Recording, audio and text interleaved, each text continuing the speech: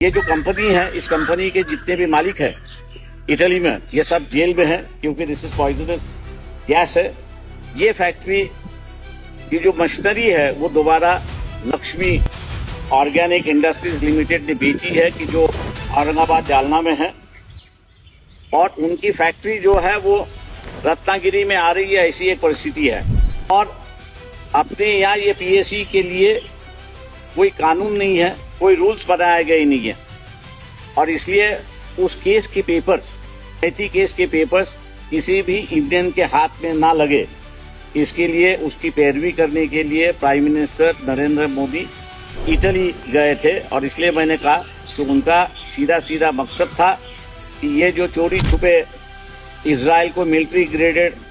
Steel भेज रहे थे उसको छुपाने का, और दूसरा ये जो लक्ष्मी ने फैक्ट्री खरीदी और रत्नागिरी डिस्ट्रिक्ट में डालने जा रही है उसके पेपर्स किसी भारतीय को ना मिले, इसकी वजह से है। ये जो दोगली राजनीति चली है, उस दोगली राजनीति का दुनिया में जगह जगह पर विरोध हो रहा है।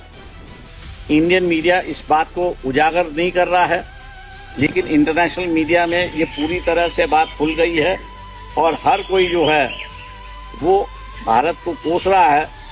कि जहाँ जेनोसाइड हो रहा है वहाँ आप ऐसे हथियार और सामान कैसे भेज सकते हो। ये एक सवाल सबसे बड़ा हुआ है, और उसी की वजह से गैस और तेल की कमी भारत में दिखाई देती है। आम जनता से मेरा ऐलान है कि आपने सवाल करना शुरुआत करना चाहिए। भारतीय जनता पक्ष के जितने भी पदाधिकारी हैं उनसे और नरेंद्र मोदी, इनसे भी आपने सोशल मीडिया के माध्यम से सवाल पूछना चाहिए कि ये जो बात हमने बताई ये सही है, गलत है, और वजह क्या है कि आपने देश की फॉरेन पॉलिसी क्यों बदली है कि जिसका नतीजा आज भारतीय हो गए, ऐसी एक परिस्थिति है।